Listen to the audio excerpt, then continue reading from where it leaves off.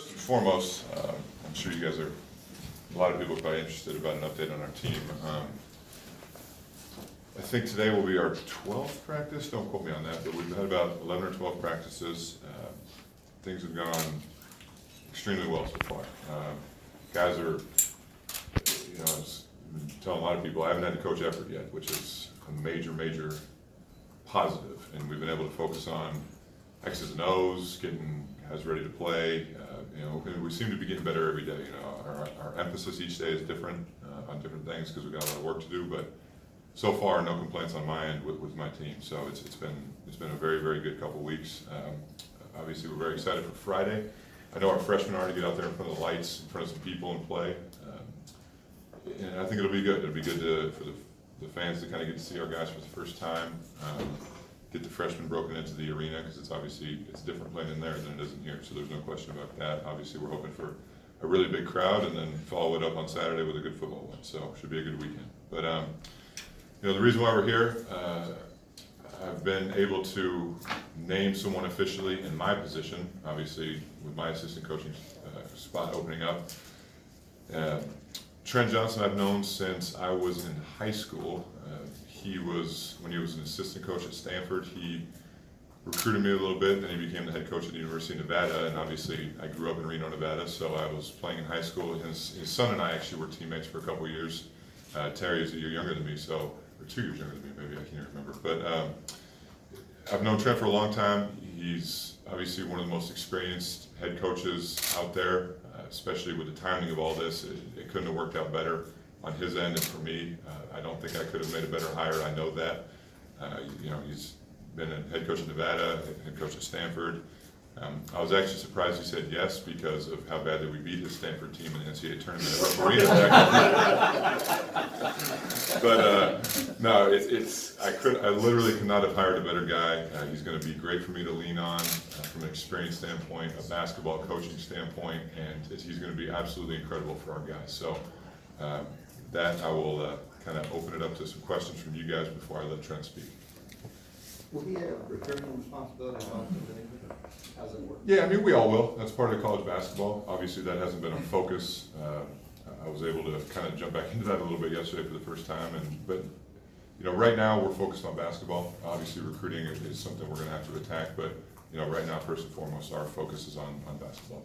When you were thinking of filling that assistant coaching role, what came to mind of what exactly you were looking for? Well, first and foremost was head coaching experience. I'd be absolutely crazy to go into this thinking that I didn't need somebody who has that, and somebody I know, have a previous relationship with, somebody I can trust, somebody who has coached at this level, are probably the three biggest things. And it's just the timing of the whole thing couldn't have worked out better. He was out of coaching last year. Because it would be tough for me to call obviously another head coach somewhere who has a job and say, do you want to come help me this year? So from that aspect, it couldn't have worked out any better. Did you have to convince him, or does he say yes right away, or what? Well, I had to get his number from his son Terry, and I think Terry gave him a heads up that I was going to be calling, and I'm sure he knew why I was calling, but I definitely didn't have to twist his arm, that's for sure. I think the big thing that sold me on him, our first phone conversation, was he said one thing. He said, I don't have an agenda in this. I've had my coaching experience as a head coach. I'm in this for two reasons. That's to help you and that's to help these players. And that's all I needed to hear, to be honest. When did you first contact him about this job?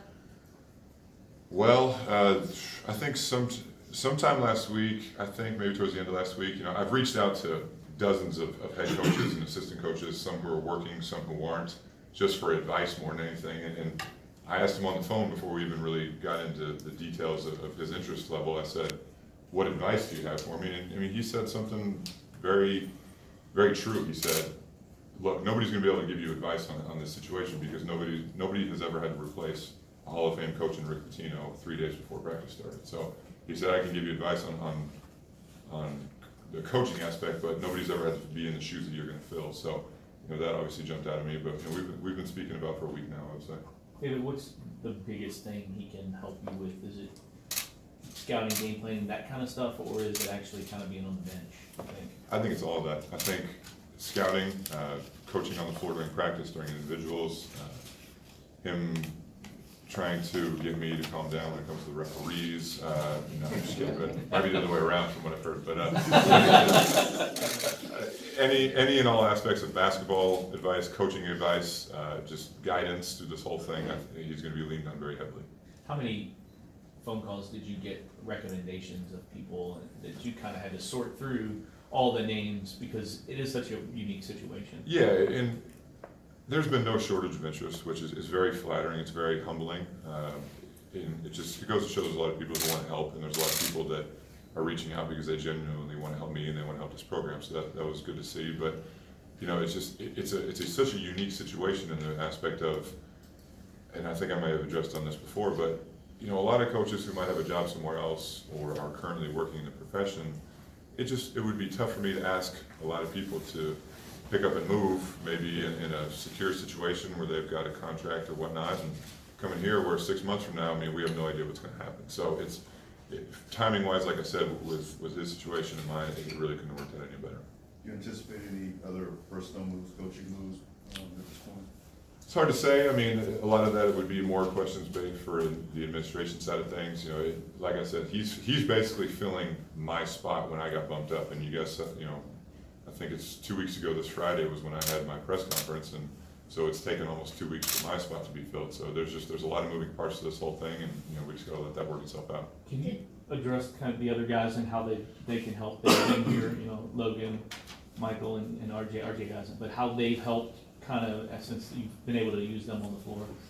Yeah, there's a familiarity with those guys from the program standpoint, familiarity with the players, and they've, you know, when I named them interim or temporary coaches, at least last week, I think that was Friday or whatever day that was just to kind of help with practice, just from an organizational standpoint, get guys where they need to be with drills and so on and so forth. And you know, they've been here for a couple of years, and they were very, very helpful. They still are helpful, but just having somebody who has the coaching background and experience that Trenton has is just absolutely invaluable to me right now. Did you meet with the team and tell them today, and what was their reaction? Yeah, well, we're getting ready to practice here in about 45 minutes, but we had individuals this morning. I told them what was going on. You know, some of them have had a chance to meet Trent, and obviously they'll get to see him today in practice. But what they're going to find out is he's going to be absolutely great for them, because you know, the biggest adjustment for me from assistant to head coach is having to be the bad guy once in a while, and you know, I need an assistant coach who's going to be able to pick these guys up and kind of get their confidence back up. So in that regard, he's going to be absolutely terrific. What's How the are you status gonna of Wayne divide- Turner right now? Wayne is still on staff.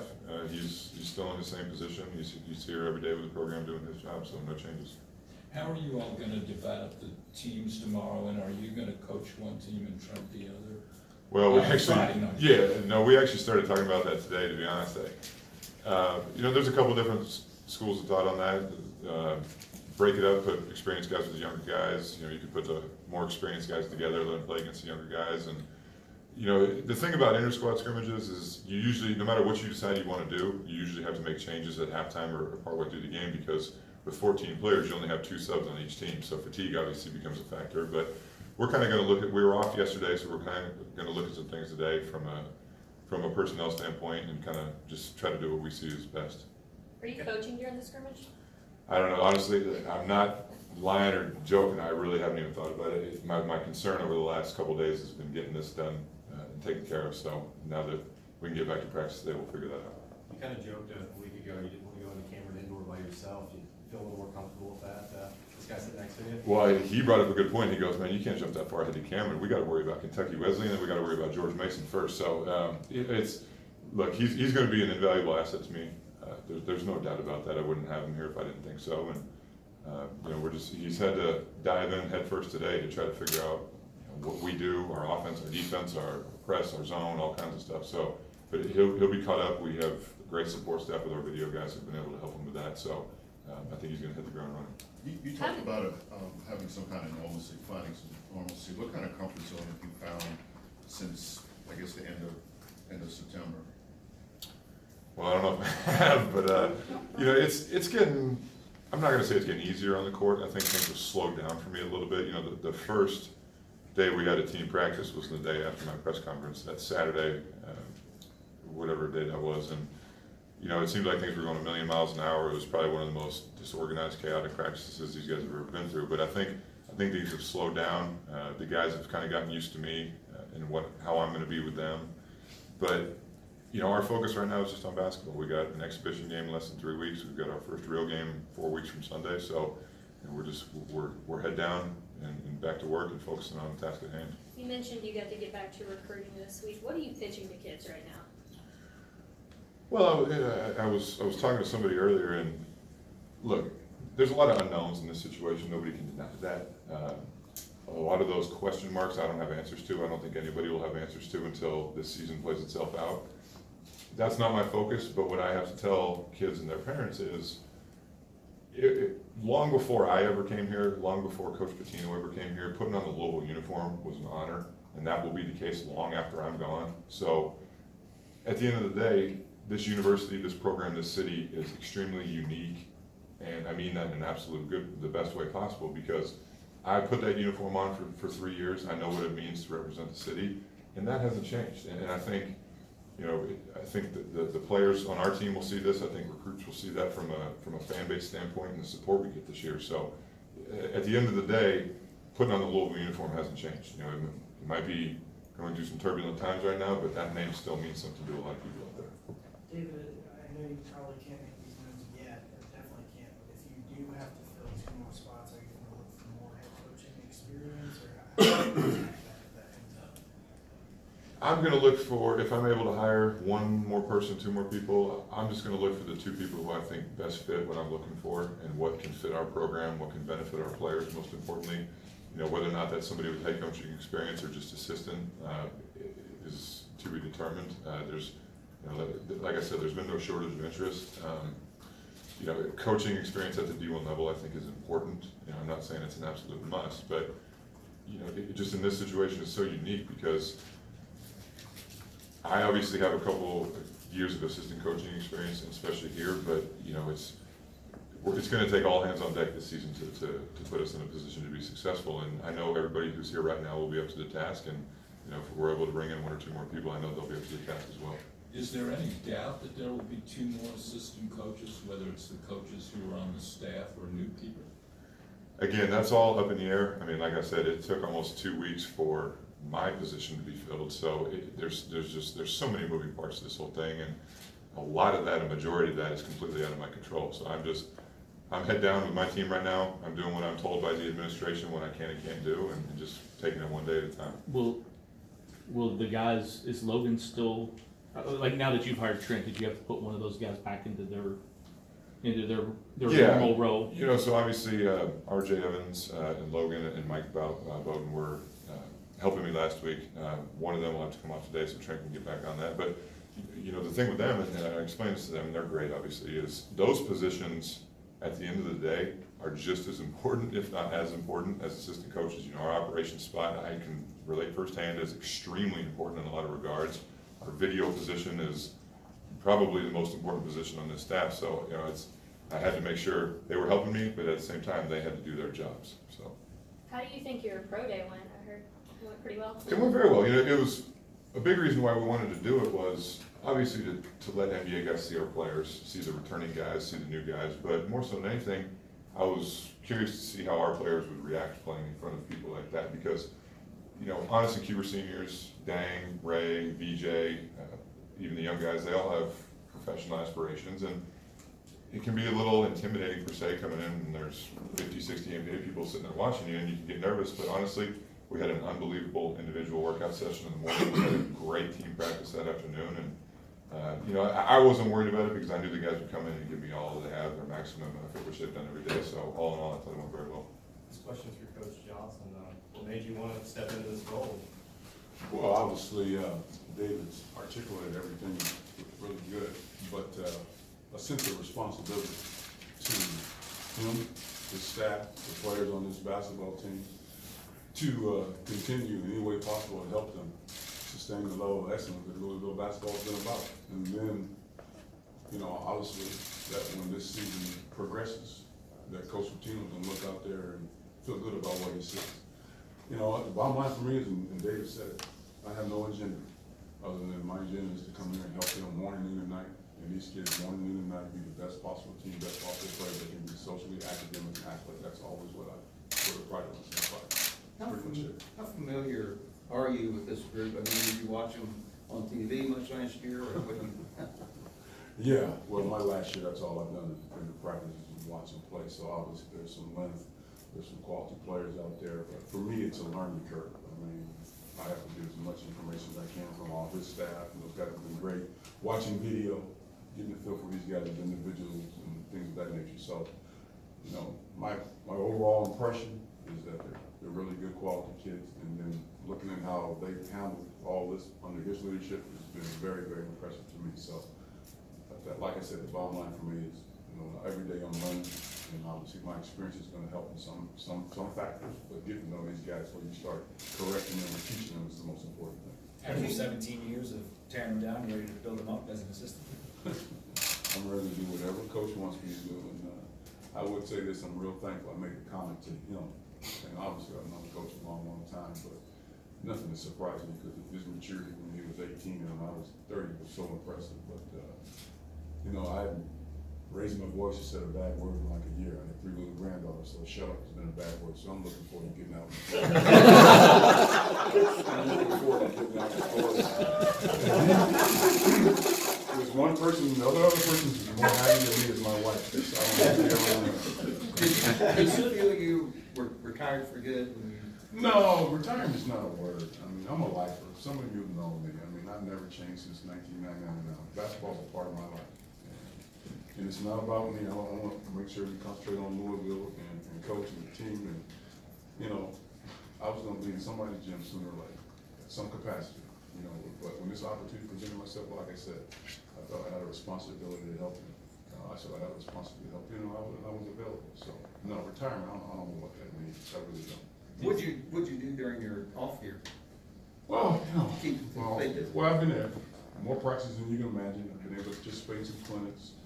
I was an assistant coach with Mike Montgomery in the Pac-12 All-Star team. I went to Melbourne, Australia. I went on a foreign tour with Mark Fox and one of my former assistants in Georgia. So, you know, I traveled more than I was when I was a head coach. But again, I've been affiliated with the game since the 7th grade. I've been a part of the team as an assistant coach or player, whatever capacity. And this last year, I didn't have that. So, you know, I was a huge void, and if I went another year without it, I'd probably be begging for a clinic. So I'm excited about this. Is this job daunting at all with all the unknowns right now?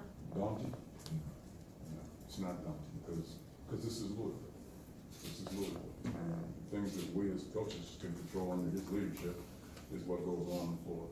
And like I said, social and academic, I met a couple of guys, Ray Spalding, what kind of, how impressive is he as a young man, just in terms of how they breathe and so on and so forth. So, daunting? No.